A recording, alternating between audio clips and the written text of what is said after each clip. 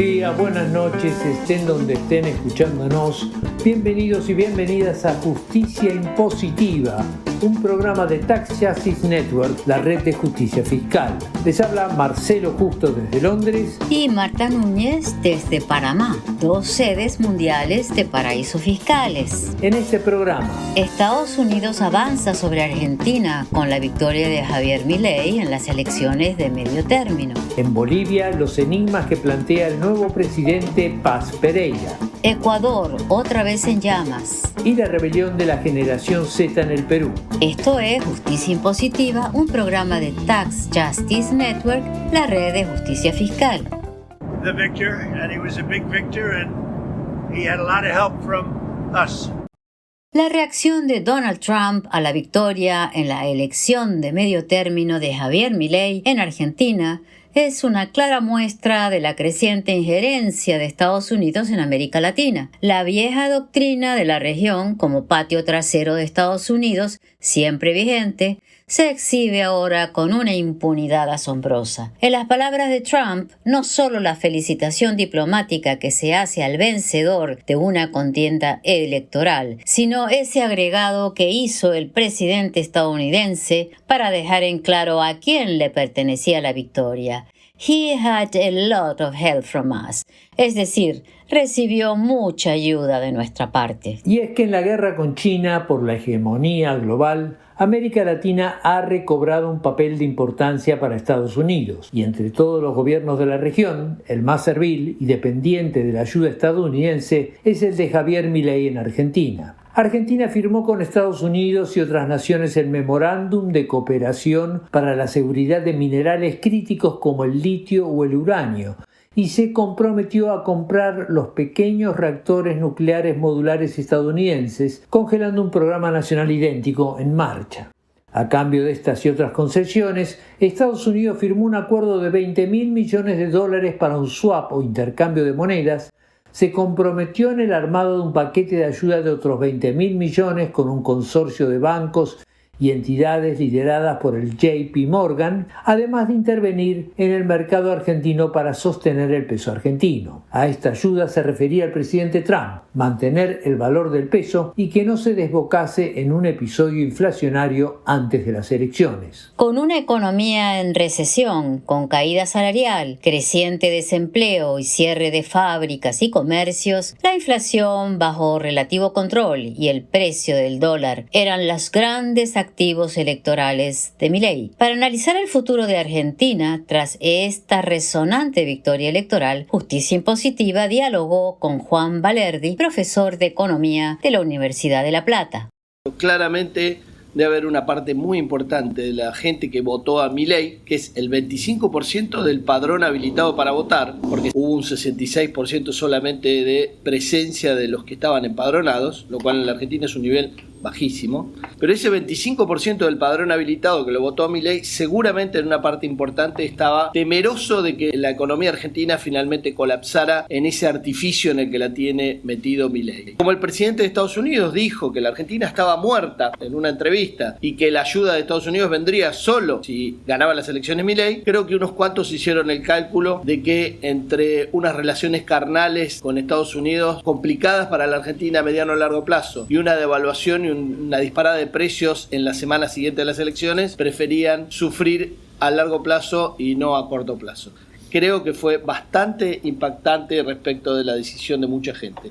La decisión de Trump y de Bessent, de todos los mensajes que dieron públicamente. Lo que está claro y es indiscutible es que la intervención de Trump y de Bessent paró lo que parecía una crisis incontrolable, ¿no? ¿Qué peso tiene ahora Estados Unidos en Argentina? Después de lo que pasó en estas elecciones y de las manifestaciones del presidente y del secretario del Tesoro, yo creo que no solamente sobre la población, sino también sobre una parte importante de la clase política, les queda claro que Estados Estados Unidos viene a fondo asegurándose el felpudo argentino latinoamericano para hacer un contrabalance de lo que es un Brasil, que es la otra de Sudamérica, la otra gran potencia, y quiere asegurársela como un socio incondicional, cambie o no cambie el gobierno en el futuro. Para eso entonces dio señales muy fuertes y no necesitó poner tanto dinero, porque en realidad basta con que los grandes fondos que estaban y están ganando dinero en la llamada bicicleta financiera, en el carry trade en la Argentina, se queden y no salgan corriendo con los dólares para que esto se pueda seguir manteniendo en este artificio del dólar a este valor, de la inflación al 2% mensual y demás. Creo que la clase política que estaba enfrentando a Milei antes de estas elecciones y que estaba incluso haciendo especulaciones sobre destituirlo y reemplazarlo por alguien que eligiera una asamblea legislativa, está ahora mucho más preocupada por sobrevivir en esta nueva condición que imponen las condiciones carnales con Estados Unidos y conviviendo con Milei como mínimo los próximos 2 años y quién sabe si no los próximos 6 años si llega a ser reelegido. Así que Estados Unidos ha tenido mucha influencia y la va a seguir teniendo porque la clase política o acompaña a Milei cuando lo acompaña a Estados Unidos o va a estar haciendo fila para hacer lo que Estados Unidos diga si les toca gobernar. ¿Y esta influencia exactamente qué impacto concreto va a tener? Desde el punto de vista de las relaciones de la Argentina con China, que es prácticamente su principal socio comercial, y Brasil, que es el otro principal socio comercial, yo creo que Estados Unidos va a hacer lo posible para utilizar a la Argentina como una especie de aliado incondicional que rompe todo lo que puede de relaciones de inversiones comerciales, de intercambio de cualquier tipo cultural y de acuerdos con China, y que a su vez también la va a usar a la Argentina para ser el contrapeso en el Mercosur para que Brasil no arrastre al Mercosur hacia los BRICS y haga de alguna manera pata fuerte China en el Mercosur. Con lo cual, dinero no tiene Estados Unidos realmente para mandar para inversiones, infraestructura y demás, y la Argentina va a seguir atrasándose en su desarrollo y declinando en lo que ya estaba desarrollado. Precisamente, los problemas de Argentina no se acaban con esta elección.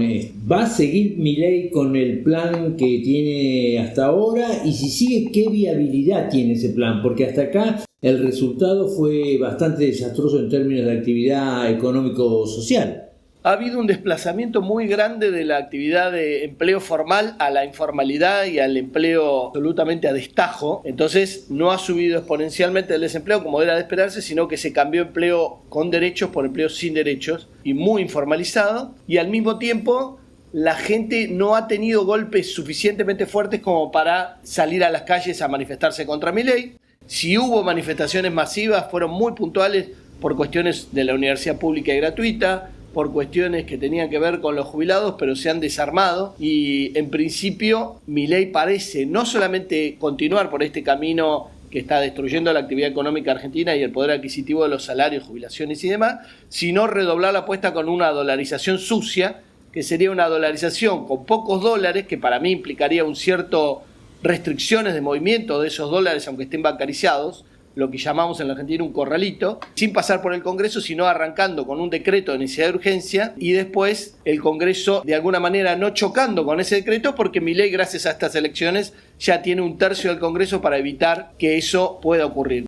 Juan Valerdi, profesor de Economía de la Universidad de La Plata. Este será un gobierno para gobernar con todos los hombres y mujeres, los mejores hombres y mujeres que quieran ayudar a la patria. Este es su gobierno.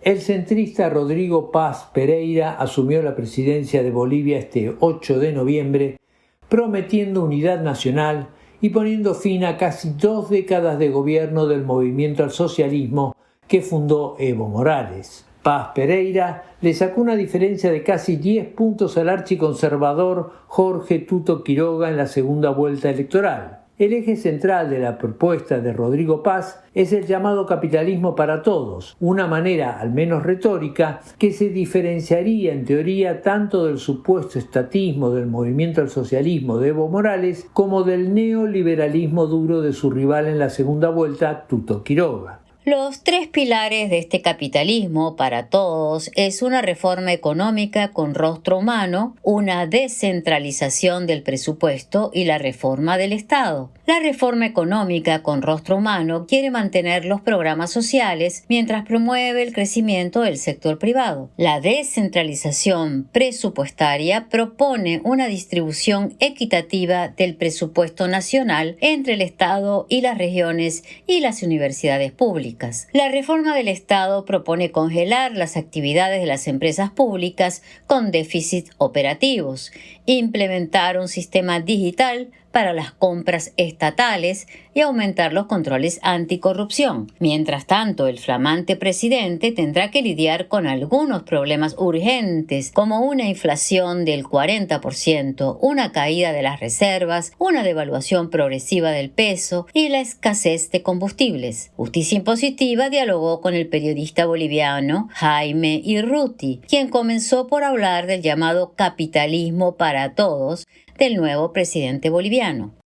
No se termina de entender muy bien, no se ha explicado qué es capitalismo para todos, pero de hecho la sociedad boliviana es tremendamente capitalista, incluso con capitalismo salvaje en los sectores más populares. Pues aquí hay mucha fábrica de productos, por ejemplo textiles, que están en negro, ¿no? Que donde no se respeta ninguna de las leyes laborales ni donde se sobreexplota a las personas. En uno de los pilares de este capitalismo para todos, Paz promete un perdonazo tributario que va a condonar deudas y multas a los contribuyentes para movilizar la economía. Al mismo tiempo, descartó un financiamiento del Fondo Monetario Internacional y prometió mantener programas sociales. ¿Se puede hacer realmente todo esto a la vez? Es decir, no financiarse con el FMI, mantener los programas sociales, tener un perdonazo tributario que baje la recaudación? En primer lugar, en las últimas semanas se han viabilizado créditos por 3.600 millones de dólares, que para Bolivia es harto. Y por otro lado van a haber nuevos créditos. Ese va a ser el financiamiento. Además, se va a quitar la subvención a la gasolina, elevando el precio de esta de 3.67 a 8.50. Y ahí vas a tener, es otro impuesto indirecto, digamos, que se cobra a la gente, que te va a dar recursos. Así que vamos a vivir un ordenamiento capitalista neoliberal en los próximos meses.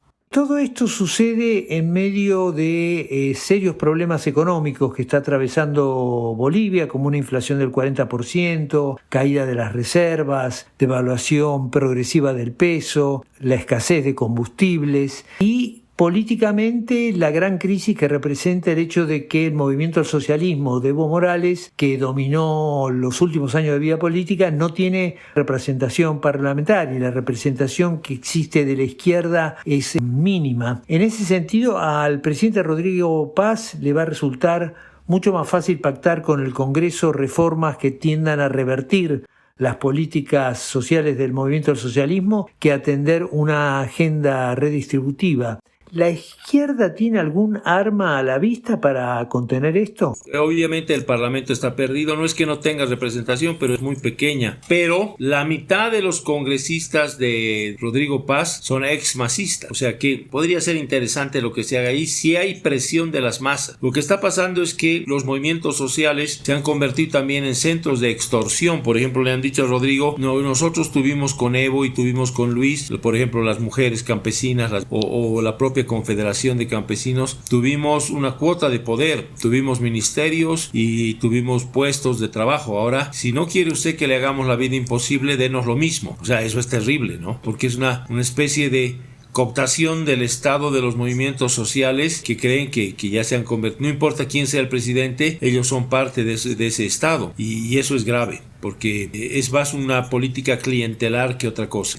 Siempre todo gobierno tiene 100 días, digamos, que le da a la gente de tregua a la espera de lo que venga, pero después de eso van a haber problemas. Vamos a ver qué pasa, pero es difícil hasta el momento. Las primeras medidas que ha anunciado Rodrigo Paz son bien de derecha. Por ejemplo, en Bolivia, los exportadores de carne o de soya o de aceite tenían que dejar un cupo para Bolivia. Una vez que el mercado boliviano estuviera saciado, se podía exportar el resto. Ahora eso se va a eliminar. Se puede exportar todo. Entonces no va a haber carne. La mejor carne se va a ir a la China y va a quedar algunas sobras para los bolivianos y a precio muy caro. el periodista boliviano Jaime Irruti en diálogo con Justicia Impositiva. Y de Bolivia nos vamos a un Ecuador en llamas. Este es el tiempo de actuar, de construir y de unirnos con propósito. La historia del Ecuador no se va a escribir por sí sola, la escribimos nosotros. Muchas gracias.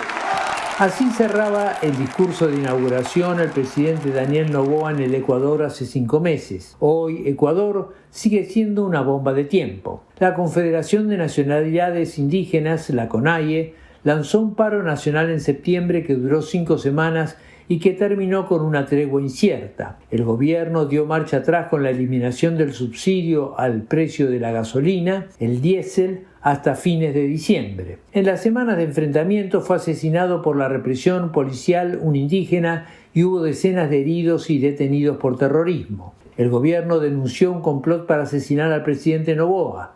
Según la BBC, no hay pruebas de que los impactos que recibió en su momento el coche presidencial se debieran a balas. Los expertos consultados hablan de pedradas. Sobre lo que no hubo dudas es que en el corazón financiero de Guayaquil hubo un atentado el 14 de octubre con un coche bomba que dejó un muerto y decenas de heridos. La policía lo atribuyó a la banda Los Lobos, una de las principales organizaciones criminales dedicadas a traficar droga en el puerto de la ciudad y con fuertes intereses en la minería ilegal, una actividad que está creciendo también de manera descontrolada en el vecino Perú. Todo esto se da en momentos en que Ecuador tiene un referéndum de 7 puntos con uno esencial, la autorización de bases militares extranjeras, es decir, de Estados Unidos, para combatir el narcotráfico. Justicia Impositiva dialogó con el director del Centro de Derechos Económicos y Sociales de Ecuador, Julio Prieto, quien comenzó por referirse a la quita de subsidios a la gasolina. El gobierno tomó esta decisión de manera unilateral, sin haberlo consultado ni con comunidades indígenas, ni con gremios empresariales, con absolutamente nadie, y vino a abonar en un terreno que ya estaba bastante caldeado. Ya había varios reclamos sociales pendientes y la eliminación de los subsidios simplemente fue el detonante. Lastimosamente, la decisión del gobierno ecuatoriano no se enmarca en un tema climático, no se enmarca tampoco en un tema social, sino que se enmarca simplemente en el acatamiento de las disposiciones, de las condiciones establecidas por el FMI. Luego de anunciar la medida, tuvo la respuesta para evitar los paros de empezar a entregar bonos. Entonces entregó bonos a los transportistas, entregó bonos a distintos sectores que podrían verse afectados, y el beneficio fiscal que podría haberse generado al eliminar el subsidio ha sido totalmente eliminado, porque el monto de los bonos supera inclusive lo que se ha ahorrado al eliminar el subsidio. El subsidio que se aplica al tema de la gasolina, ¿es un subsidio universal? Sí, es un subsidio universal. Y justamente por ahí se generan varios problemas, porque hay muchos sectores que no necesitan verdaderamente de este subsidio. Tenemos muchos autos de alta gama que utilizan diésel y se estaban beneficiando del subsidio. Tenemos empresas mineras que utilizan también generadores eléctricos, las petroleras, y se benefician de este subsidio. Y también tenemos contrabando, tanto en la frontera con Perú como con Colombia. Tienen altísimas cifras de contrabando de combustible, justamente porque se benefician del cambio de precio, que es mucho más barato en Ecuador, y se lo llevan para Colombia, se lo llevan para Perú. Entonces habían problemas, y ya tuvimos en el anterior paro un acuerdo entre la dirigencia indígena y el gobierno, y el acuerdo era que el subsidio se debe de eliminar, pero que hay que tomar ciertos pasos. Hay que socializarlo primero, y una forma de hacerlo eran estos bonos que se está entregando a los transportistas, bonos tal vez para los campesinos, pero aquí no se socializó nada, no se hizo nada. Se lanzó la piedra y después se trató de apagar la protesta social con bonos, que funcionó bastante bien en el sector del transporte, pero al movimiento indígena no le llegó todavía. El gobierno ha querido equiparar esta protesta con el terrorismo y ha aplicado una dura represión que provocó al menos hasta el momento 3 muertes y muchos heridos y detenidos. Al mismo tiempo ha habido un coche bomba en Guayaquil que sí es un acto terrorista atribuido a un grupo narco, y hay un récord de homicidios en el Ecuador. Precisamente cuando fue electo, el gobierno prometió acabar con todo esto, pero ha recibido muchas críticas por su intento de terminar a lo Bukele, como en El Salvador, con este fenómeno. ¿Cómo es tu visión al respecto? Yo pienso que se está tratando de criminalizar la protesta social y se está aprovechando que estamos ya hace años en un marco de conflicto con los grupos de delincuencia organizada. Tenemos una guerra declarada con estos grupos, pero ahora veo que se está tratando de asimilar desde las comunidades indígenas con los grupos de delincuencia organizada. Y ahí hay un gran vacío que deja el Estado, porque quien debe combatir, por ejemplo, la minería ilegal es el Estado, no son las comunidades. Y de alguna manera el Estado está asimilando a las comunidades con todas estas economías ilícitas y llamándolos terroristas para poder combatirlos y quitarles el estatus de ser humano, porque uno sabe, al terrorista se lo combate, se lo aniquila. Todo esto se da en medio de una crisis económico-social que ya parece crónica en Ecuador. Una de las respuestas del gobierno ha sido un referendo para autorizar la instalación de bases extranjeras en el país que ayuden a la lucha contra el crimen organizado. Ahora, este tipo de militarización del conflicto empeoró mucho las cosas cuando se utilizó en México y cuando se utilizó en Colombia, que todavía son países que están sufriendo las consecuencias de ese tipo de política. ¿Por qué se está insistiendo con esta salida en Ecuador? Marcelo, ya hemos tenido experiencia en Ecuador, no es la primera base de los Estados Unidos que vamos a tener. Los datos nos demuestran que no fue efectiva ni en bajar la tasa de homicidios ni en el combate contra el narcotráfico. Lo único que subió fue la tasa de violaciones de mujeres en la zona en donde estaba instalada la base, en Manta. Tenemos datos de Colombia que tiene 7 bases, tenemos datos, lo que dices, de México. Las bases militares extranjeras no nos van a ayudar en ninguna manera a combatir el problema que tenemos de crimen organizado. Mucho menos todavía si las instalan en Galápagos, que es lo que quieren. ¿Cómo nos van a ayudar desde Galápagos a todos los problemas de sicariato, a todos los problemas de crimen organizado que tenemos en Manta, en Guayaquil? Yo lo veo más de esto como una movida geopolítica. Las Islas Galápagos tienen un interés geopolítico evidente y en estos tiempos que ya se está hablando de un cambio de polaridades, de posibles terceras guerras mundiales, que Estados Unidos se enfrenta a China como puede, darle una presencia militar, darle una base a una potencia que en mi criterio está en decadencia, es una pésima idea y contraviene totalmente la Constitución del Ecuador que nos declara un estado de paz. El director del Centro de Derechos Económicos y Sociales de Ecuador, Julio Prieto.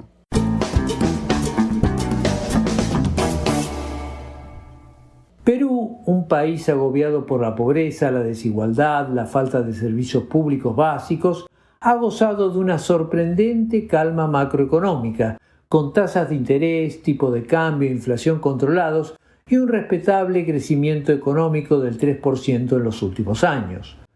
Pero desde septiembre, las protestas de la llamada Generación Z pusieron en jaque al gobierno y provocaron la renuncia de la presidenta Dina Boluarte, acusada de corrupción y de la represión y asesinato de manifestantes durante su gobierno. Boluarte fue sustituida por el polémico José Yurí, 8º presidente del Perú en 10 años. Entre sus primeras medidas se encuentra la violenta represión de las protestas que provocaron la muerte de un cantante hip hop, decenas de heridos y la declaración del estado de emergencia en Lima y el Callao. Este movimiento juvenil llamado Generación Z, que abarca a los nacidos entre 1997 y 2012, irrumpió en la política global con las protestas en Sri Lanka en 2022 y se extendió a países tan distantes como Kenia y Bangladesh. En septiembre provocaron la caída del corrupto gobierno de Nepal. Los motivos de esta protesta eran similares: rechazo a la corrupción gubernamental, a los privilegios de clase y exigencia de servicios básicos y oportunidades económico-sociales. ¿Es esto lo que está pasando en el Perú? ¿Constituyen una amenaza para esa extraña calma social en medio de un panorama económico deficiente para las grandes mayorías? Esto es lo que contestó a Justicia Impositiva Emilio Salcedo, sociólogo de la Pontificia Universidad Católica del Perú. esta reacción juvenil está mostrando un hastío, ¿no? un hartazgo frente a un derrotero social, político, económico que ha seguido el país, y que especialmente la política que ha llevado el régimen actual desde el año 2022-2023 está ya causando serios perjuicios sobre la estabilidad fiscal, macroeconómica, ¿no? Las perspectivas del país, y con eso también el presente y el futuro de los jóvenes, ¿no? Que han reaccionado frente a un cúmulo de situaciones, ¿no? De una corrupción exacerbada, un manejo de los términos de seguridad bastante precarios, ¿no? Leyes a favor del crimen organizado, y bueno, lo último que puso la cereza al helado o a la torta fue la aprobación de una ley a favor de las administradoras de fondos de pensiones, ¿no? Este régimen que fue aprobado por la dictadura de Fujimori en el año 90, más o menos en forma análoga como fue aprobado por la dictadura de Pinochet en los 80, y esta ley era una amenaza, ¿no? al presente y al futuro, especialmente de los jóvenes, a quienes les imponía mayores restricciones o mayores cargas sobre los magros ingresos que pueden recibir, y teniendo en cuenta la alta informalidad en la economía peruana, ¿no? Entonces, este elemento puede haber sido definitivamente el que ha gatillado el que jóvenes que muestran un nivel de hartazgo, con fuertes demandas de renovación política, de rechazo a la corrupción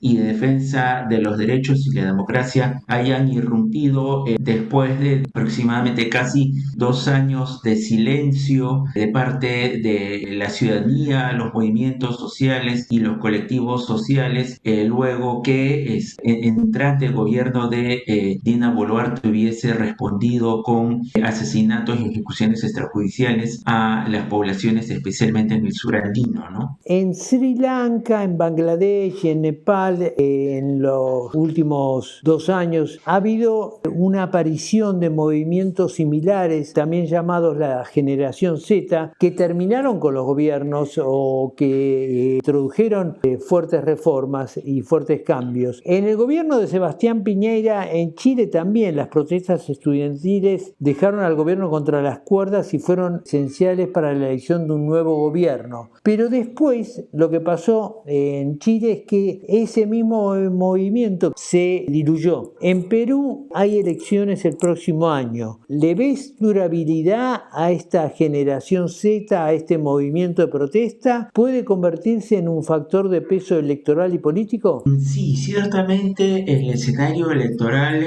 comporta algunos elementos a tener en cuenta, ¿no? Hace más o menos una década hubo una articulación espontánea también de jóvenes cuando en el gobierno de Humala se aprobó una ley que les permitía a las empresas contratar a jóvenes restringiéndoles derechos, ¿no? Pagándoles sueldos más bajos, restringiéndoles las vacaciones, con el argumento de promover la contratación y abaratar los costos de contratación, ¿no? Entonces, frente a esta propuesta claramente abusiva y desfavorable para los jóvenes, ahí hubo una articulación y lograron que en el plazo aproximadamente de 4 o 5 semanas esta ley pudiese ser revertida, y fue derogada y te dejó sin efecto, ¿no? Entonces estamos al parecer en una coyuntura semejante, en donde, digamos, los jóvenes han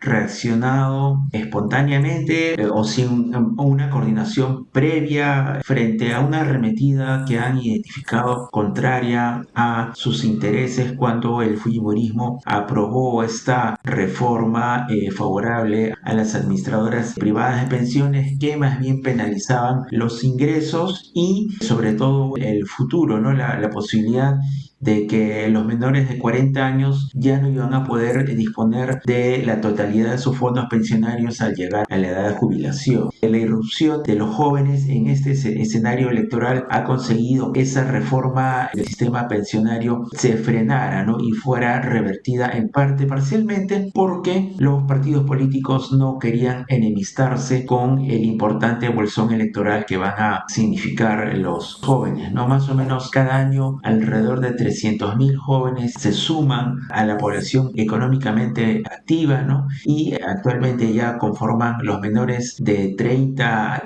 40 años, conforman la mayor parte de la sociedad peruana. Entonces es un bolsón electoral que seguramente puede ser apetecido, ¿no? Pero que también podría ser clientelizado de alguna manera. Emilio Salcedo, sociólogo de la Pontificia Universidad Católica del Perú. Llegamos así al final de esta edición de Justicia Impositiva. No olviden que pueden seguirnos en X, @J_impositiva. O suscribirse con nuestra página web www.justiciaimpositiva.com. Desde Panamá, Marta Núñez y Marcelo Justo desde Londres. Nos despedimos. Hasta la próxima.